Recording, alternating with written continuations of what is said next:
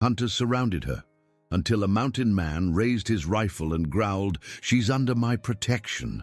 The October wind carried the scent of dying leaves and wood smoke down from the peaks, whipping through the valley where Cedar Creek ran cold and clear over smooth stones. Evangeline Hartwell pressed her back against the rough bark of a towering pine, her breath coming in short puffs that hung in the crisp mountain air. Her dark wool dress was torn at the hem from 3 days of running, and her once neat bun had long since fallen loose, chestnut hair tangling around her shoulders like autumn vines. The sound of horses' hooves echoed off the canyon walls, growing closer with each passing moment. She closed her eyes and tried to quiet her racing heart, but the memory of Sheriff Blackwood's cold smile and the gleam of silver in his palm made her stomach clench with fear. $3,000 was more money than most folks in Clearwater County would see in a lifetime, and the wanted posters had her face drawn clear as day beneath the words, "Armed and dangerous." "She can't have gone far," came a voice from somewhere beyond the trees, rough and eager. "Horse tracks end right here, by the creek." Evangeline's fingers tightened around the small derringer hidden in her coat pocket, though she knew 2 bullets wouldn't be enough against the 5 men who'd been hunting her since dawn. The bounty hunters had tracked her from the town of Millbrook, through the foothills, and now into the deep wilderness where the air grew thin and the trees stretched toward heaven like cathedral spires. A twig snapped somewhere to her left, then another to her right. They were closing in, forming a circle like wolves around wounded prey. Her throat felt dry as desert sand as she realized there was nowhere left to run. "Come on out, Miss Hartwell," called another voice, this one with a drawl that spoke of places far south of these mountains. "Ain't no sense in making this harder than it needs to be. Sheriff Blackwood just wants to have a word with you." The lie hung in the cold air like morning frost. Evangeline had seen what happened to folks who crossed Blackwood, had watched from her schoolhouse window as they carried poor Mr. Henderson away after he'd questioned the sheriff's methods one too many times. The badge on Blackwood's chest might have been legitimate once, but now it was just another tool for a man who took what he wanted and silenced anyone who stood in his way. Boots crunched on fallen leaves coming closer. She could smell tobacco and unwashed leather, could hear the jingle of spurs and the creak of saddle leather as the men moved through the trees. Her hand shook as she drew the tiny pistol from her pocket, knowing it would likely mean her death to use it, but unable to face whatever fate awaited her in Blackwood's custody. "There she is!" came a triumphant shout, and suddenly they were all around her, 5 men with rifles and revolvers drawn, their faces hard as the granite peaks that surrounded them. The leader was a tall, lean man with silver threading through his black beard, his eyes cold as winter streams. "Well, well," he said, his voice smooth as snake oil. "The famous schoolma'am who thinks she can steal from the great Sheriff Blackwood and just disappear into the mountains." "I didn't steal anything," Evangeline said, proud that her voice came out steady despite the fear coursing through her veins. "That money belonged to the town, to the children's school fund. Blackwood was the thief." The man laughed, a sound like rocks grinding together. "That's not what the law says, sweetheart. $3,000 missing from the sheriff's safe, and you the only one with a key besides him. Seems pretty clear-cut to me." Another hunter, younger with pockmarked skin and hungry eyes, stepped closer. "Maybe we should search her real thorough-like, make sure she ain't hiding the money somewhere." The suggestion made Evangeline's skin crawl, but she raised her chin and met his gaze without flinching. "The money's long gone. I sent it to the territorial capital, to men who know what Blackwood really is." "Liar," spat a third man, this one with a scar running from his left ear to the corner of his mouth. "Money like that don't just disappear." The circle tightened around her, rifles glinting in the filtered sunlight that managed to penetrate the thick canopy above. Evangeline could smell their excitement, the thrill of the hunt reaching its conclusion, and she knew that whatever happened next would determine whether she lived to see another sunset. That's when she heard it, the sound that would change everything. A single footstep, deliberate and heavy, coming from behind a massive boulder that sat like a sleeping giant among the trees. The hunters heard it too, their heads turning as one toward the sound, weapons swinging to cover this new threat.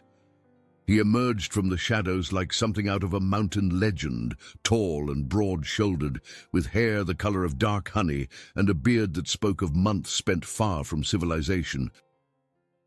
His buckskin shirt was worn smooth from weather and wear, and his boots had seen more trails than most men could walk in a lifetime. But it was his eyes that caught Evangeline's attention, grey as storm clouds and steady as bedrock, taking in the scene with a calmness that seemed to slow time itself. The rifle in his hands was a lever-action Winchester, well cared for and held with the easy confidence of a man who knew how to use it. He didn't point it at anyone immediately, but the threat was there in the way he carried himself, coiled and ready like a mountain cat before it strikes. "Gentlemen," he said, his voice carrying the rough edges of someone more comfortable talking to trees than people. "Seems like you're trespassing on my land." The lead hunter recovered first, though Evangeline noticed his rifle barrel never quite steadied. "This ain't about you, mountain man. We got legal business with the lady. She's wanted for theft." Those storm-grey eyes shifted to Evangeline for just a moment, taking in her torn dress and frightened face before returning to the armed men surrounding her. Something changed in his expression then, a hardening that reminded her of how the mountains looked just before a winter storm. "She looks like she's been through enough," he said quietly. "Maybe it's time you boys headed back down to whatever rock you crawled out from under." The scarred man laughed, though it came out strained. "5 of us, 1 of you. I like those odds." The mountain man's grip shifted slightly on his rifle, and suddenly the weapon was pointed straight at the scarred hunter's chest. The movement was so smooth and quick that it seemed like magic, and Evangeline felt her breath catch in her throat. "She's under my protection," he growled, his voice carrying the authority of someone who'd made harder choices than these men could imagine. "You want her? You go through me." The words hung in the air like the threat of avalanche, heavy and dangerous. Evangeline could see the calculation in the hunter's eyes, the weighing of reward against risk, profit against survival. The leader's finger tapped nervously against his trigger guard as he studied this unexpected obstacle. "You don't know what you're getting into," the leader said finally. "This woman is dangerous. Sheriff Blackwood wants her real bad." "Sheriff Blackwood can want a lot of things," the mountain man replied. "Don't mean he gets them." The young hunter with the pockmarked face was sweating now despite the cool air, his rifle wavering between the mountain man and Evangeline. "Maybe we should just take them both. Blackwood might pay extra for whoever's been helping her." The suggestion seemed to break something loose in the mountain man's composure. His rifle swung toward the young hunter with deadly precision, and when he spoke again, his voice carried the promise of violence. "Boy, you're about 2 words away from finding out what a 44-40 slug does to a man's chest cavity. I suggest you choose your next words real careful." The silence that followed was broken only by the distant cry of a hawk circling high above and the whisper of wind through pine needles. Evangeline found herself holding her breath, caught between terror and something that might have been hope. She didn't know who this man was or why he'd chosen to help her, but in that moment he seemed like salvation itself, standing between her and the fate that had been hunting her for 3 days. The leader of the hunters was thinking hard. She could see it in the way his eyes darted from the mountain man's steady rifle to the positions of his own men. The odds were still in their favor numerically, but there was something about this stranger that spoke of experience with violence, of a man who'd survived in places where the weak didn't last long. "We could take him," the scarred man whispered, loud enough for everyone to hear. "Rush him all at once." "You could try," the mountain man agreed, his voice conversational now, almost friendly. "Question is, which one of you wants to die first? Because I guarantee you at least 2 of you ain't going home to whatever families you got waiting." It was a cold equation, laid out as simply as arithmetic, and Evangeline could see the moment when the hunters realized they were facing someone who'd already done the math on killing and found it acceptable. The young one was the first to lower his rifle, fear finally overcoming greed. "This ain't worth it," he muttered. $3,000 ain't much split 5 ways anyhow." The leader shot him a look that could have cut glass, but Evangeline could see doubt creeping into his expression. Whatever reputation Sheriff Blackwood had built for himself, it apparently didn't extend to inspiring the kind of loyalty that made men willing to die for him. "Think about it," the mountain man continued, as if he were discussing the weather rather than threatening to kill them all. "You go back to Blackwood empty-handed, maybe he's disappointed. Maybe he finds other work for you. But you tried to take me and the lady here, and some of you are going to end up feeding the crows. Seems like an easy choice to me." The standoff stretched on, seconds feeling like hours. Evangeline could feel sweat beading on her forehead despite the cool air, could hear her own heartbeat loud in her ears. Then, finally, the leader made his decision. "This ain't over," he said, lowering his rifle with obvious reluctance. "Blackwood's got a long reach, mountain man. He finds out you're harboring a thief. He'll come for you too." "Let him come," the stranger replied simply. "I'll be here." The hunters began backing away, keeping their weapons ready but no longer aimed directly at anyone. Evangeline watched them retreat through the trees, their boots crunching on fallen leaves, their voices carrying back in angry whispers. Only when the sound of their horses had faded completely did she allow herself to breathe normally again. The mountain man lowered his rifle but didn't set it aside, his eyes still scanning the forest for any sign that the hunters might return. Up close, Evangeline could see the lines around his eyes that spoke of years spent squinting into sun and snow, the calluses on his hands that came from hard work and harder living. "Thank you," she said, her voice barely above a whisper. "I don't know why you helped me, but thank you." He looked at her then, really looked at her for the first time, taking in her frightened face and torn clothing, the way she still held the tiny derringer in her trembling hand. When he spoke, his voice was gentler than it had been with the hunters, though still rough around the edges. "Name's Garrett Stone," he said, "and I helped you because 5 against 1 ain't fair odds, no matter what someone might have done." "Yeah, Evangeline Hartwell," she replied, finally sliding the derringer back into her pocket. "And I didn't do what they said. I didn't steal that money." Garrett studied her face for a long moment, and she had the uncomfortable feeling that he was looking right through her, seeing things she'd rather keep hidden. Finally, he nodded. "Didn't figure you did. Sheriff Blackwood's got a reputation that stretches clear up into these mountains. Man like that don't usually get robbed by schoolmarms." The simple acceptance in his voice almost brought tears to her eyes. It had been so long since anyone had believed her, since anyone had looked at her with something other than suspicion or greed. She'd been running for 3 days on nothing but fear and determination, and suddenly the exhaustion hit her like a physical blow. "Easy there," Garrett said, reaching out to steady her as she swayed on her feet. His hands were large and calloused, but surprisingly gentle, and she could smell pine sap and wood smoke on his shirt. "When's the last time you ate something?" The question made her realize just how empty her stomach felt. "Yesterday morning," she admitted. "Maybe the day before. I've been running, and I didn't dare stop in any towns." Garrett nodded, as if this made perfect sense. "Well, those boys will be back once they work up their courage, and this ain't a safe place to become nightfall. My cabin's about an hour's walk from here.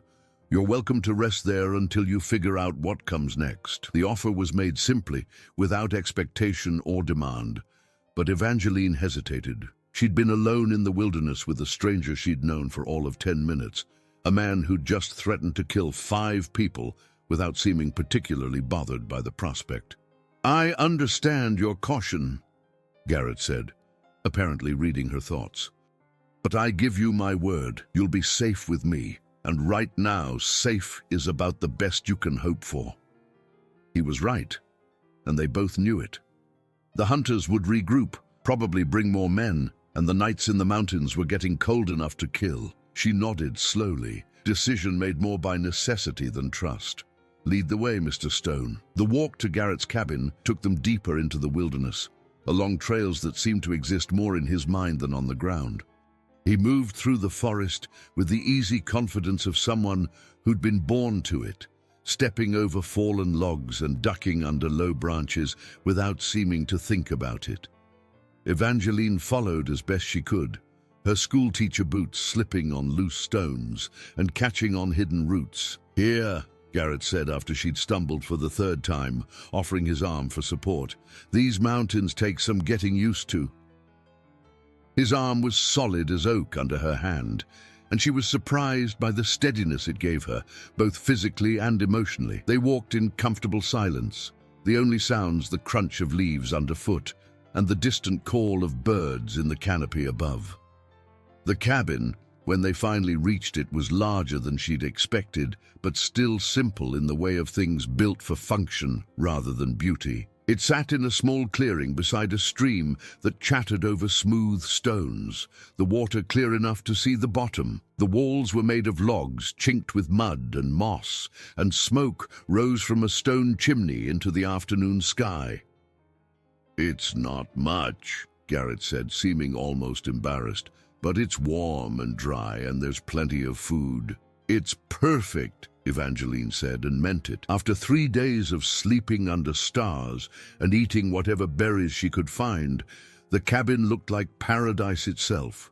Inside, the space was divided into 2 rooms, with a large stone fireplace dominating one wall and shelves lined with books she hadn't expected to find in such a remote place.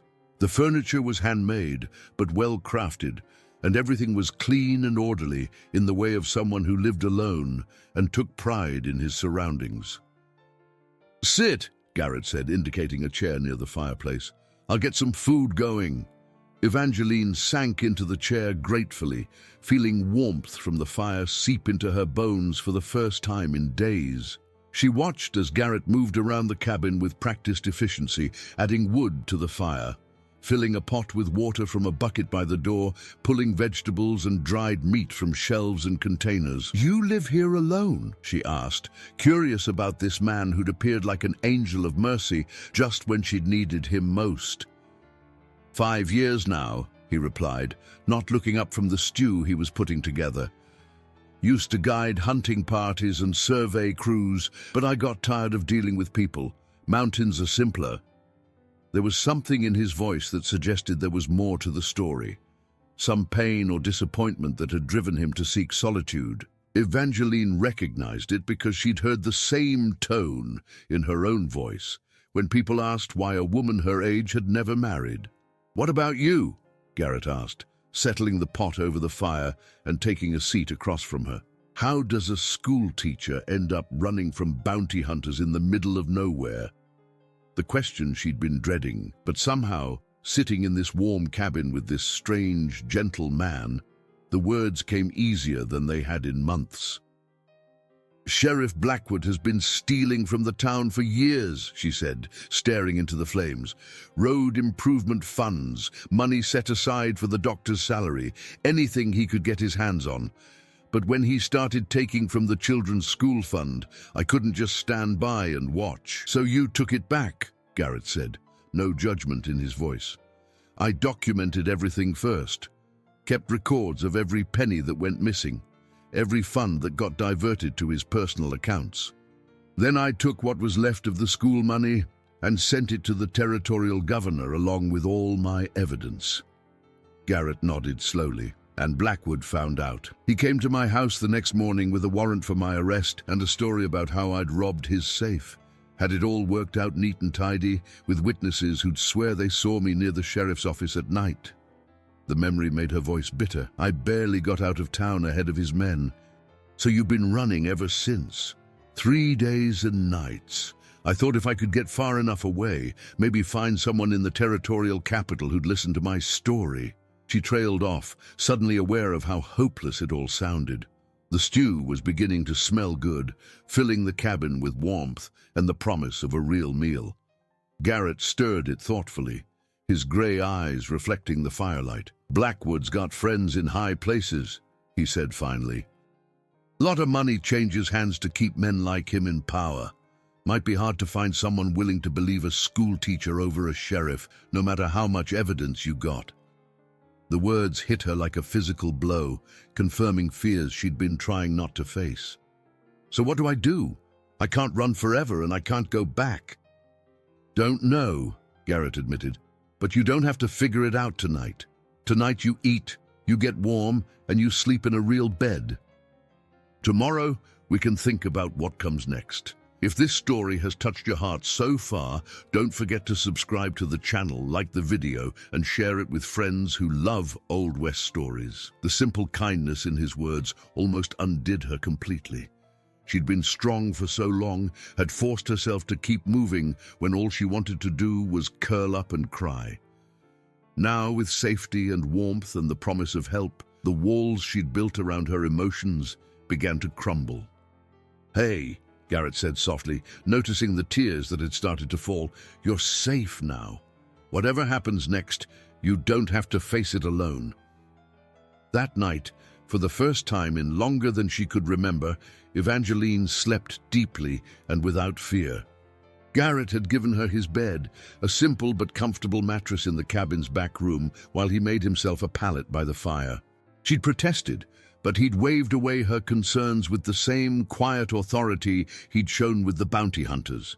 She woke to the smell of coffee and bacon and the sound of Garrett moving quietly around the main room. Through the small window beside her bed, she could see that snow had begun to fall during the night, dusting the pine trees with white and turning the world into something from a fairy tale.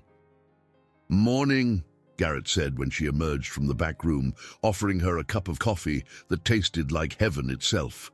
"Storm's coming in. Might be snowed in for a few days." The news should have worried her, but instead, Evangeline felt something like relief.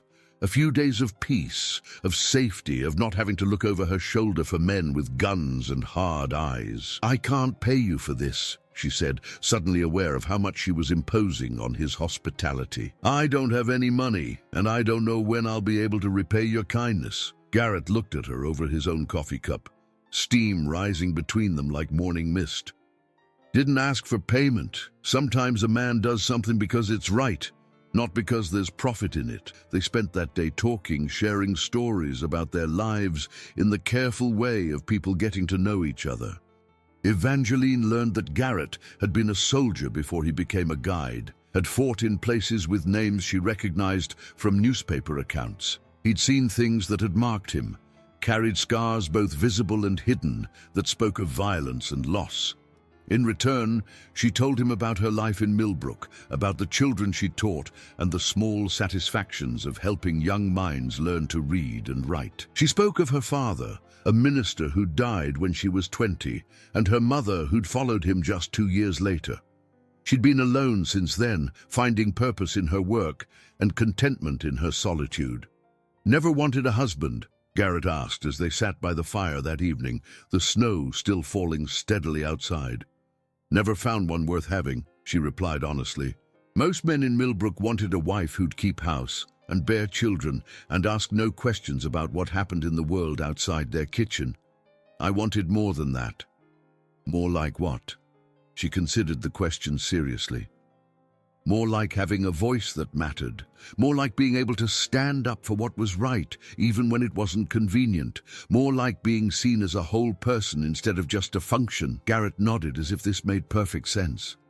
"Sounds reasonable to me." The simple acceptance in his voice warmed her more than the fire did. She'd spent so many years being told she was too independent, too opinionated, too stubborn for her own good. To hear someone acknowledge her desires without criticism felt like a gift.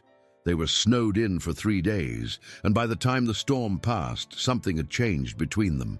The careful politeness of strangers had given way to something deeper, a connection forged by shared meals and long conversations and the comfortable silence of two people who understood each other's need for solitude. Evangeline found herself watching Garrett as he went about his daily routines, Notice the way he handled his tools with the same care he showed for everything else. The way he talked to his horse like an old friend. The way he always seemed to know what needed doing without being asked. There was a peace about him that she envied, a sense of having found his place in the world despite whatever pain had driven him to seek it. For his part, Garrett seemed to enjoy having someone to talk to, someone who could discuss the books on his shelves and ask intelligent questions about the world beyond the mountains. He began teaching her things about wilderness survival, showing her which plants were safe to eat, how to read the weather in the movement of clouds, how to move quietly through the forest. "You're a quick learner," he said on the fourth day as she successfully started a fire using flint and steel. "Most folks from town take weeks to figure that out.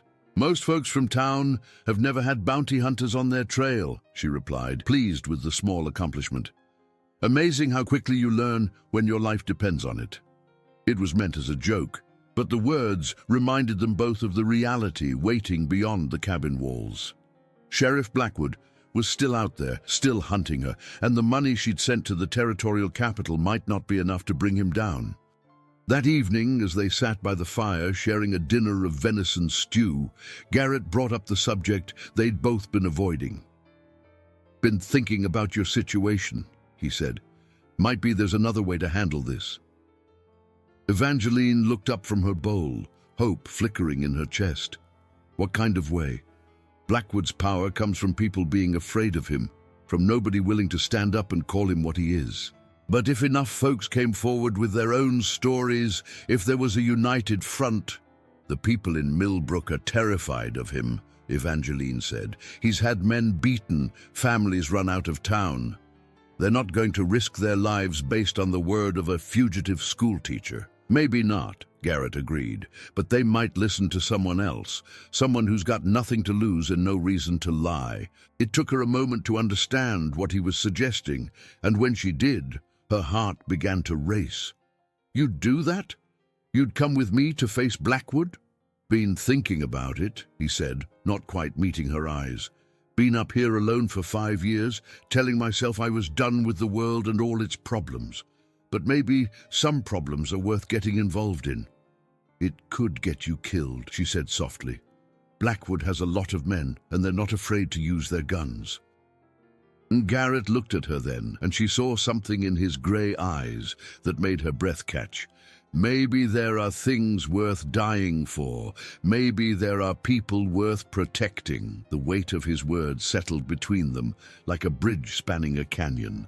She knew he wasn't just talking about justice or doing the right thing anymore. Something had grown between them during these few days of shared solitude, something neither of them had expected, but both had come to value. "Garrett," she said, his name soft on her lips, "I can't ask you to do this for me." "You're not asking," he replied. "I'm offering. There's a difference."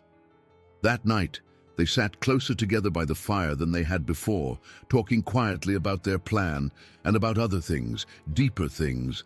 When Garrett reached out to brush a strand of hair from her face, Evangeline didn't pull away.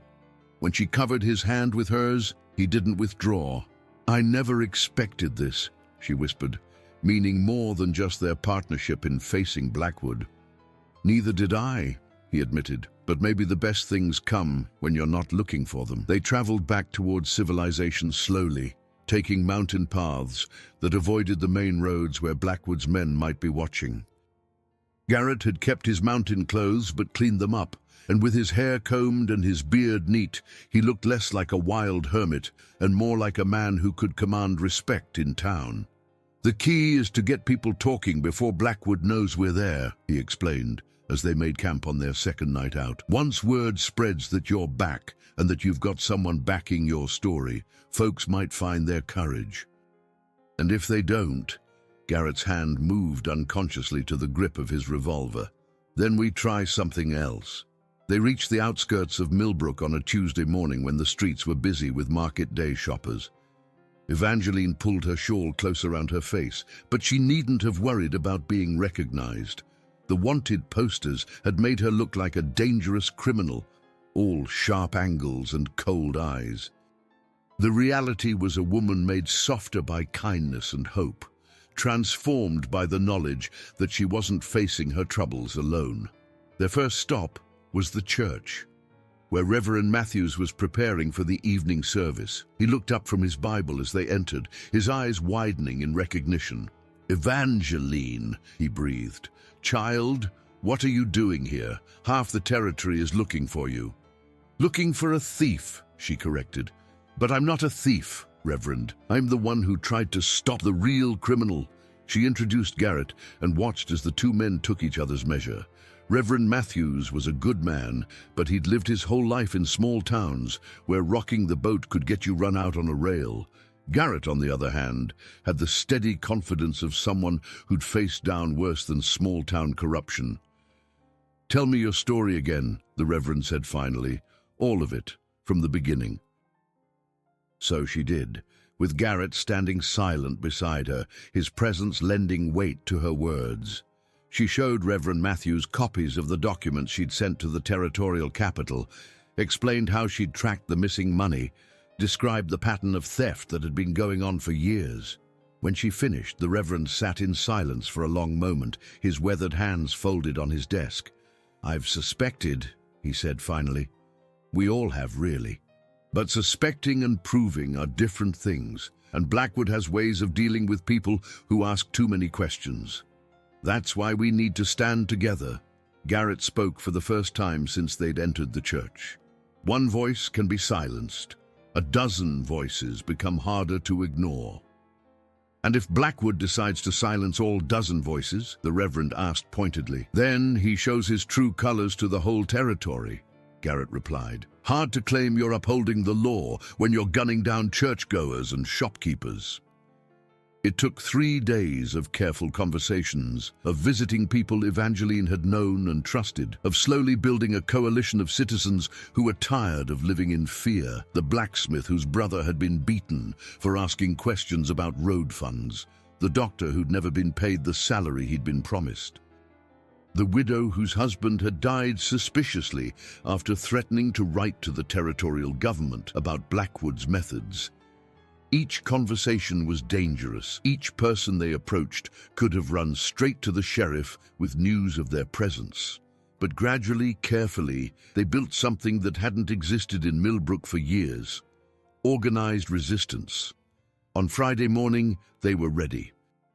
Sheriff Blackwood was holding court in his office, as was his custom, when the delegation arrived.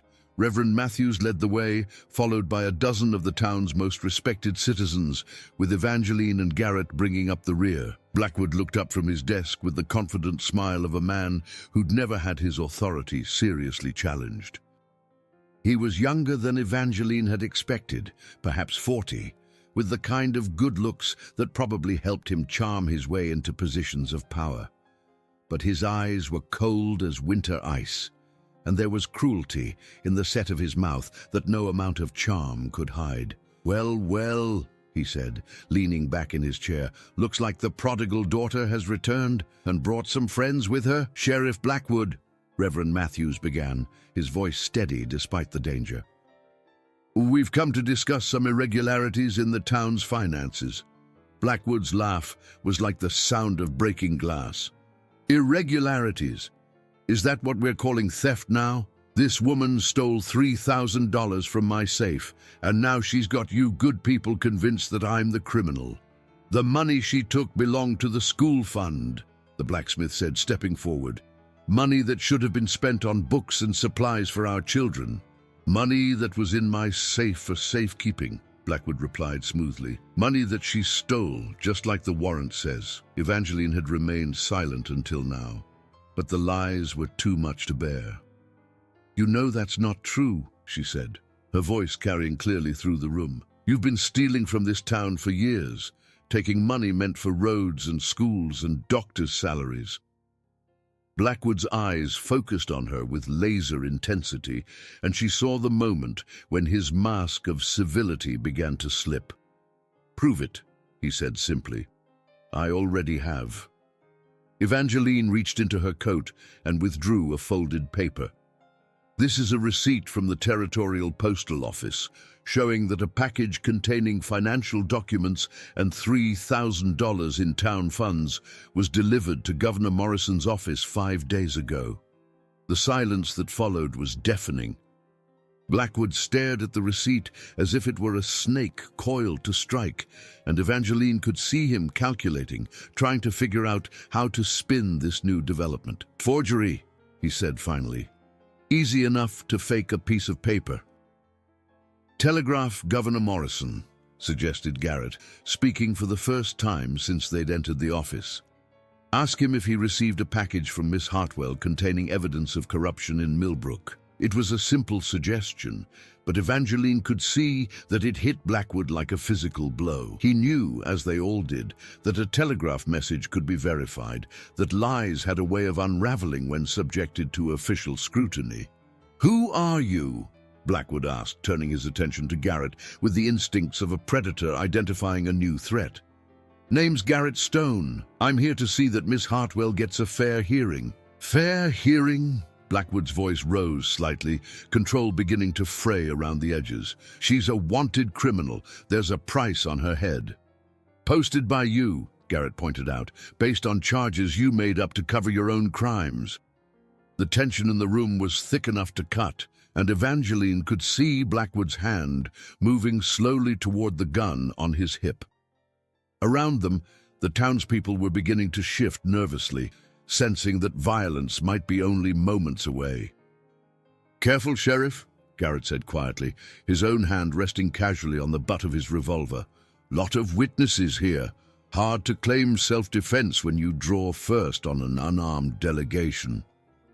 Blackwood's hand froze, and Evangeline could see him thinking, weighing options, looking for a way out of the trap that was closing around him. Finally, he seemed to come to a decision, and when he spoke again, his voice had regained some of its earlier smoothness.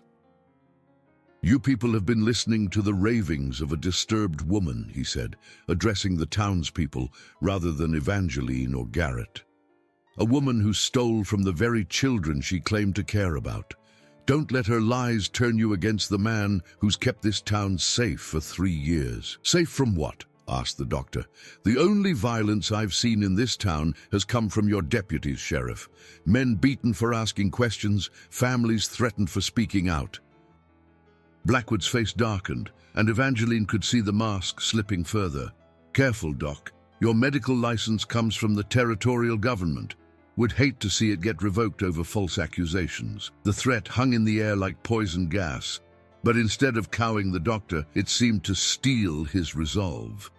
"Let me ask you something, Sheriff. When was the last time I received the salary I was promised? When was the last time any of us saw the improvements we were told our tax money was paying for?" Murmurs of agreement rippled through the group, and Evangeline could see Blackwood's composure cracking further. This wasn't going according to his usual script, where intimidation and the threat of violence were enough to silence opposition. "I think it's time we sent that telegram," Reverend Matthews said quietly. "Let Governor Morrison decide who's telling the truth." "Telegraph's been down for repairs," Blackwood said quickly. "Been out for days. It was a lie." And they all knew it. Evangeline had seen the telegraph operator working that very morning, tapping out messages with practiced efficiency. The desperation in Blackwood's voice told them everything they needed to know about the truth of her accusations. "Then we'll send someone to the territorial capital in person," Garrett said. "Shouldn't take more than a few days to get confirmation." Blackwood's hand moved toward his gun again, and this time he didn't stop. The revolver cleared leather with practiced speed, but Garrett was faster, his own weapon appearing in his hand like magic. The barrel pointed steadily at the sheriff's chest. "Don't," Garrett said quietly, his voice carrying the calm authority of a man who'd done this before. "You draw on these people, and I'll put you down like a rabid dog." The standoff lasted for heartbeats that felt like hours. Evangeline could hear her own breathing, could smell the fear sweat of the townspeople around her, could see the calculation in Blackwood's eyes as he weighed his chances. "You can't watch her forever," Blackwood said finally, slowly holstering his weapon. "This isn't over." "No," Garrett agreed, his own gun disappearing as smoothly as it had appeared. "But it's not going the way you planned either." They left the sheriff's office in a group, nobody wanting to be the first to turn their back on Blackwood. Outside, in the bright afternoon sunlight, the tension began to ease slightly, though everyone knew the confrontation had merely been postponed, not resolved. "What now?" asked the blacksmith. "He's not going to just give up and confess." "Now we wait," said Reverend Matthews. "We keep watching, keep talking, keep standing together. Men like Blackwood depend on fear and isolation to maintain power. Take those away, and they're just men with badges." But Evangeline knew it wouldn't be that simple. She'd seen the look in Blackwood's eyes, the cold calculation of a man who'd killed before and wouldn't hesitate to do it again. The confrontation in his office had been a victory of sorts, but it had also painted a target on all of them. That night, she and Garrett took rooms at the hotel, though neither of them expected to sleep much. They sat in the small restaurant downstairs, picking at their dinner and watching the street through the window. "He'll try something tonight," Garrett said quietly. "A man like that doesn't like being backed into a corner in front of witnesses." "What kind of something?" "Could be anything. Fire, to make it look like an accident. Hired guns, to make it look like a robbery gone wrong. Or he might just come himself, claim you were resisting arrest." The possibilities were all terrifying, but somehow with Garrett sitting across from her, Evangeline found she wasn't afraid. Not the way she had been during those 3 days of running through the mountains.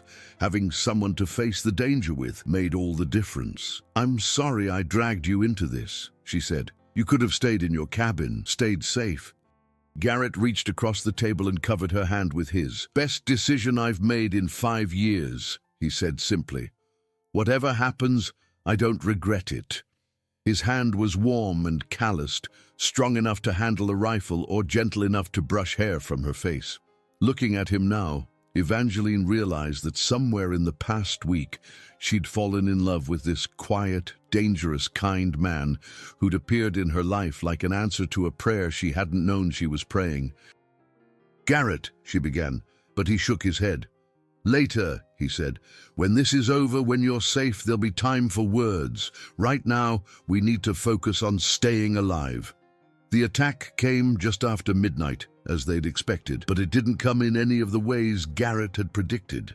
Evangeline was jerked from uneasy sleep by the sound of shouting in the street below. She rushed to the window and saw flames climbing the walls of the church, orange tongues licking at the wooden shingles with hungry enthusiasm. "Fire!" she called to Garrett, who was already pulling on his boots in the next room. "The church is burning." They rushed downstairs along with the other hotel guests, joining the bucket brigade that was already forming to fight the flames. But even as she passed buckets of water from the well, Evangeline could see that it was too late. The fire had too much of a head start, and the old wooden building was going up like kindling. "Where's Reverend Matthews?" someone shouted over the roar of the flames.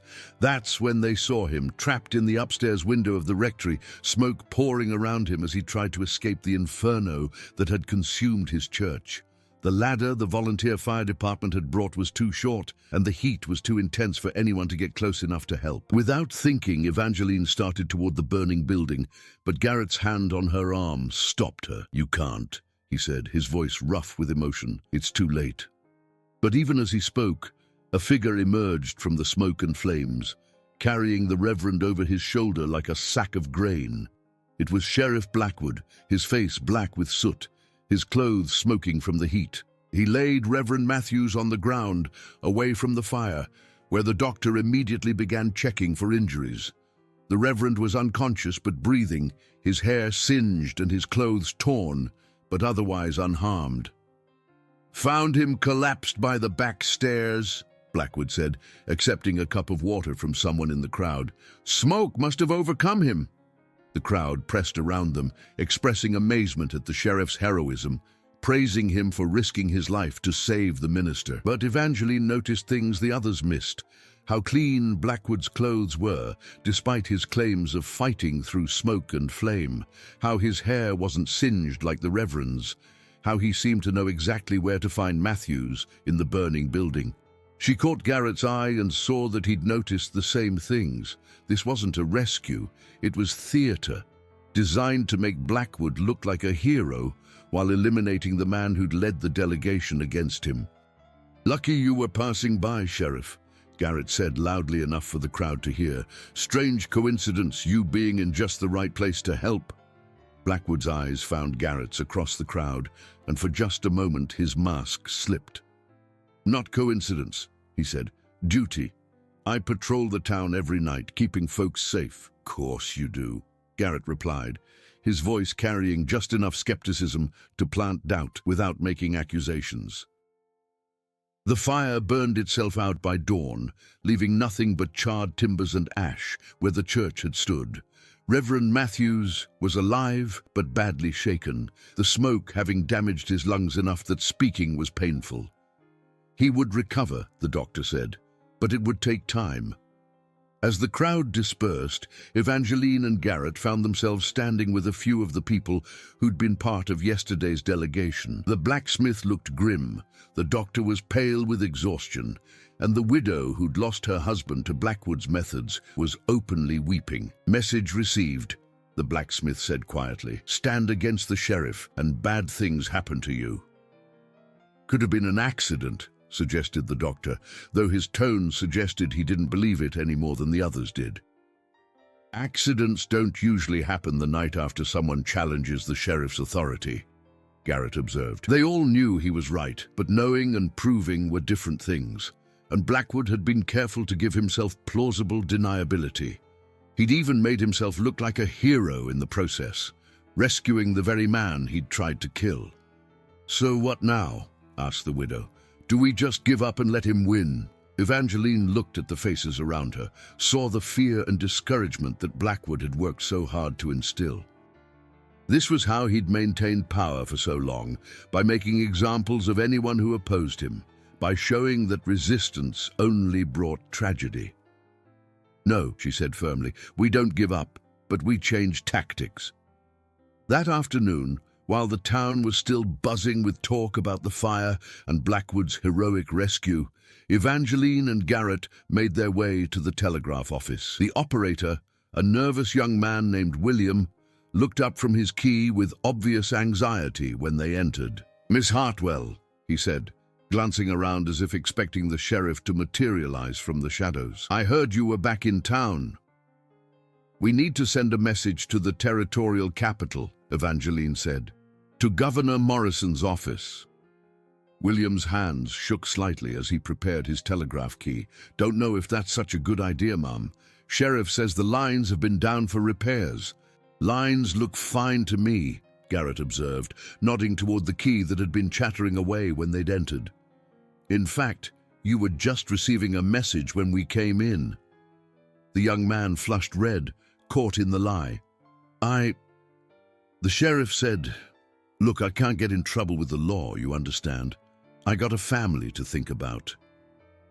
Evangeline reached into her coat and withdrew a gold coin, one of the few valuable things she'd managed to take when she fled Millbrook a week earlier. She placed it on the counter between them, and William's eyes widened at the sight. "Send the message," she said gently. "One message, asking Governor Morrison to confirm receipt of the evidence package I sent last week. That's all." William stared at the coin for a long moment, then at Evangeline's face, then at Garrett's steady presence behind her. Finally, he nodded and positioned his hands over the telegraph key. The message was brief and to the point. "Governor Morrison, stop, confirm receipt evidence package from E. Hartwell Millbrook. Stop, urgent reply requested. Stop." They waited in tense silence as William tapped out the message, the sound of the telegraph key echoing through the small office like gunshots. When he finished, they settled in to wait for a reply, knowing that their entire future might depend on the governor's response. An hour passed, then 2. Evangeline was beginning to fear that the message hadn't gotten through, or that Governor Morrison was unavailable, or that Blackwood had somehow intercepted it. Then the telegraph key began to chatter, and William bent over his pad to transcribe the incoming message. When he finished, his face was pale as he handed the paper to Evangeline. She read it once, then again, hardly daring to believe what she was seeing. Package received. Stop evidence under investigation. Stop U.S. Marshal dispatched to Millbrook. Stop advise all parties remain available for questioning. Stop Morrison governor. The words swam before her eyes, and she felt Garrett's hand steady her as she swayed with relief. A U.S. Marshal was coming. Federal law enforcement. Someone beyond Blackwood's reach and influence. How long until a marshal could get here from the territorial capital? Garrett asked William. 3 days, maybe 4 if the weather's bad, the young man replied, still staring at the telegram as if it might disappear. 3 days. They had to stay alive and keep the witnesses safe for 3 more days. Don't mention this to anyone, Evangeline told William. If Sheriff Blackwood asks, you never sent any telegram for us. William nodded eagerly, pocketing the gold coin. Never saw you folks today. Don't know nothing about no messages. Udine. They left the telegraph office with hope for the first time since this whole ordeal began, but also with the knowledge that the next 3 days would be the most dangerous yet. Blackwood was smart enough to know that time was running out, that whatever he was going to do to silence them permanently, he'd have to do it soon. That evening, as they sat in the hotel restaurant again, Garrett broached the subject they'd both been thinking about. We need to get you out of town, he said quietly. Find someplace safe to wait until the marshal arrives. What about the witnesses? What about Reverend Matthews and the others who stood with us? They'll have to take their chances. Right now, you're the one with the biggest target on your back. Evangeline shook her head firmly. I won't run again. I won't leave these people to face Blackwood alone after asking them to stand with me. Then we need to make sure they're protected too. They spent the evening moving from house to house, visiting each member of their small coalition, warning them about the danger and helping them make plans to stay safe. Some decided to leave town temporarily, visiting relatives in other counties until the marshal could restore order. Others, like the blacksmith and the doctor, refused to be driven away from their homes and businesses. Done enough running, the blacksmith said, checking the loads in his shotgun. If Blackwood wants to try something, he'll find me ready. By the time they returned to the hotel, word was beginning to spread through the town that something was happening, that change was coming whether Sheriff Blackwood wanted it or not. The atmosphere was electric with tension and possibility, like the air before a thunderstorm. He'll have to move tonight, Garrett said as they climbed the stairs to their rooms. Tomorrow might be too late. They were both exhausted, but neither made any move to separate for the night. Instead, they sat together in Evangeline's room, taking turns watching the street below, while the other dozed fitfully in the chair by the window. Around 2 in the morning, Garrett saw movement in the shadows across the street. Men with rifles, positioning themselves around the hotel, cutting off escape routes and preparing for whatever Blackwood had planned. Time to go, he said quietly, shaking Evangeline awake. We've got company.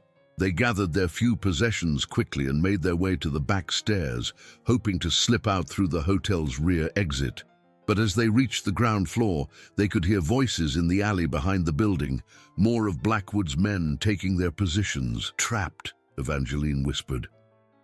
Not yet, Garrett replied, leading her toward the hotel's cellar.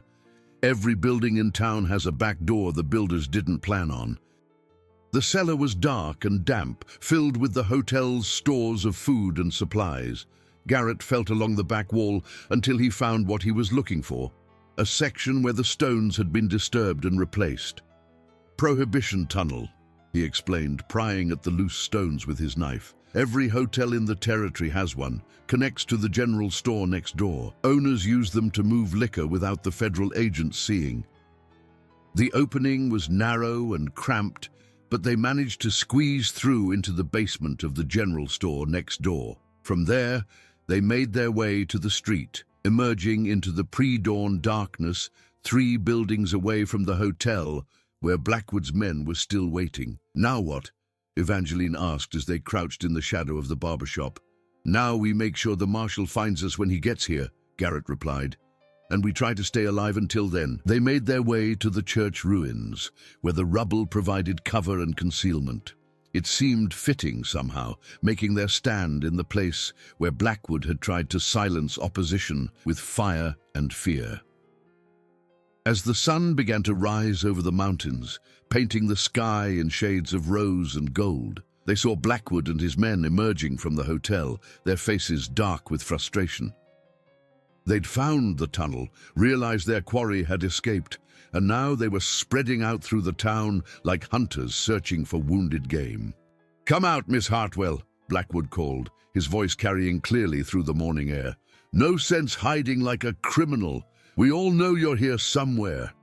Evangeline pressed closer to Garrett in their hiding spot among the burned timbers, feeling his warmth and steady breathing. Whatever happened now, they would face it together. "You too, Stone," Blackwood continued. "Thought you were smart, interfering in official business, but you picked the wrong side this time." A shot rang out, the bullet splintering wood dangerously close to their heads. One of the deputies had spotted movement in the ruins and was taking no chances. "There they are!" someone shouted, and suddenly bullets were flying from all directions, forcing them deeper into the maze of charred beams and fallen stones. Garrett returned fire with careful precision, making each shot count. His rifle cracked rhythmically, and with each shot, one of Blackwood's men either fell or dove for cover. But there were too many of them, and their ammunition wouldn't last forever. "This is it," Evangeline said, surprising herself with how calm she felt. "At least we tried." "Not over yet," Garrett replied, reloading his rifle with practiced speed. "Help has a way of arriving when you least expect it." As if summoned by his words, the sound of hoofbeats echoed from the far end of town, growing louder by the moment. A lone rider appeared, sitting tall in his saddle, a silver star gleaming on his vest. The U.S. Marshal had arrived a day early. U.S. Marshal Thompson was a man in his 50s, weathered by years of frontier law enforcement, with gray hair and eyes like chips of flint. He rode straight into the middle of the gunfight, as if bullets were no more dangerous than raindrops, his voice carrying the authority of federal law. "This is U.S. Marshal Thompson," he called out. "By order of Governor Morrison, all parties will lay down their weapons immediately." The shooting stopped, as if someone had thrown a switch. Blackwood's men looked uncertainly at their boss, while the sheriff himself stared at this new arrival with obvious calculation. "Marshal?" Blackwood said, holstering his revolver and putting on his most charming smile. "Thank God you're here.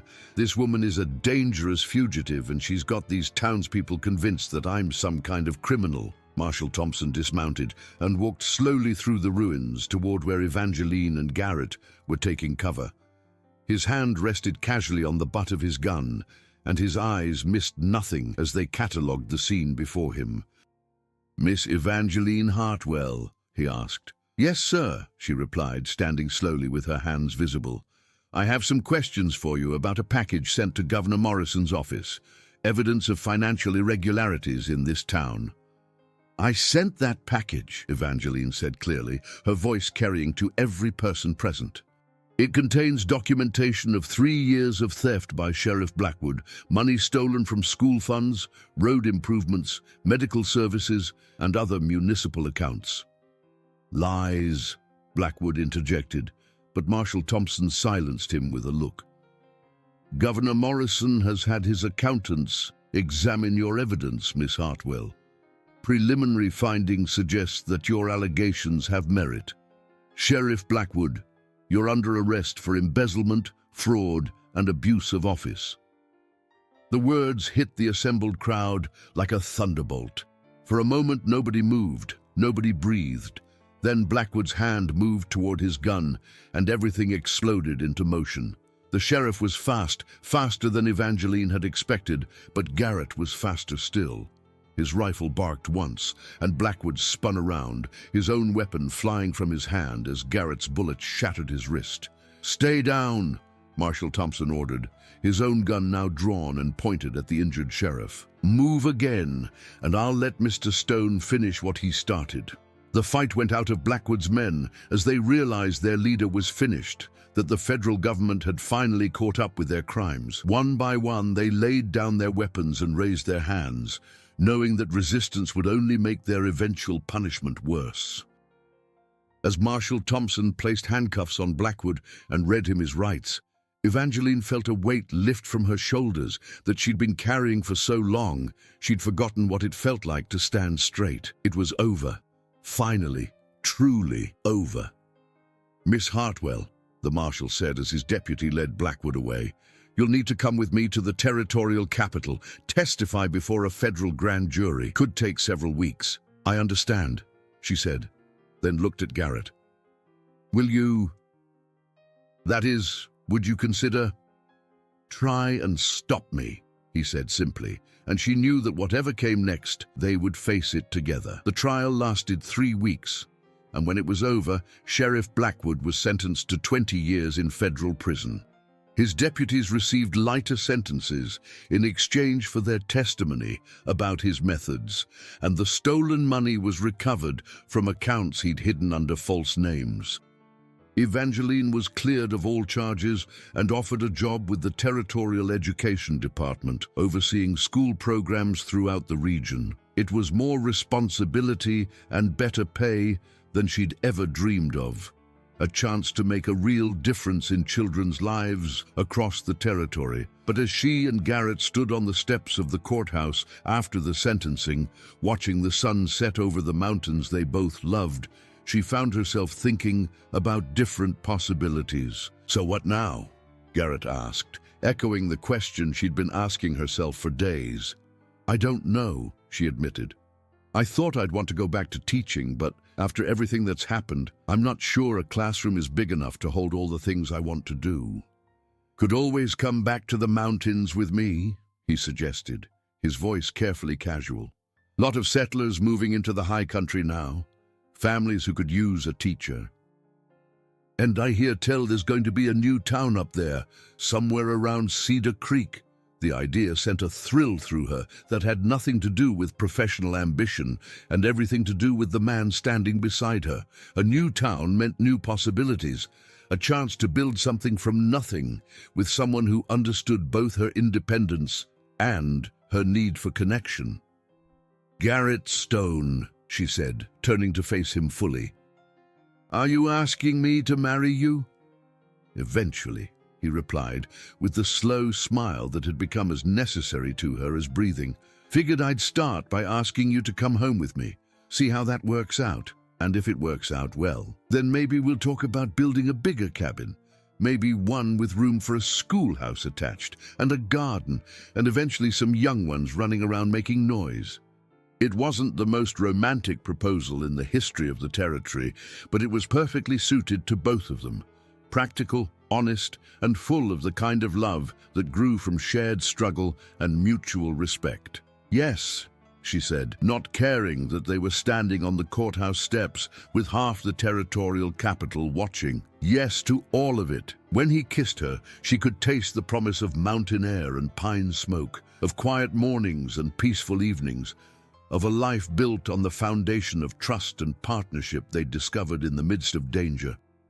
6 months later, the town of Cedar Creek was officially incorporated, with Garrett Stone as its first mayor and Evangeline Stone as its first school teacher. The school was built into their cabin just as he'd suggested, and children from ranches and mining claims throughout the valley came to learn reading and writing and arithmetic from the woman who'd once been hunted as a criminal. On quiet evenings, when the children had gone home and the mountains turned purple with sunset, Evangeline and Garrett would sit on their porch and watch the stars emerge in the vast sky above. Sometimes they talked about their plans for the town, sometimes about the letters they'd received from friends in Millbrook who were rebuilding their community with honest leadership. But mostly, they simply enjoyed the peace they'd found together, two people who discovered that the best protection of all was having someone who would stand with you no matter what storms might come. The stories we share on our channel are fictional, created to inspire and entertain, and are not meant to offend anyone. If you've enjoyed this tale of courage, love, and second chances in the Old West, please subscribe to our channel, like this video, leave a comment about what touched your heart most, and share it with friends who love stories of hope triumphing over hardship. Thank you for joining us on this journey, and we'll see you next time for another adventure in the untamed frontier.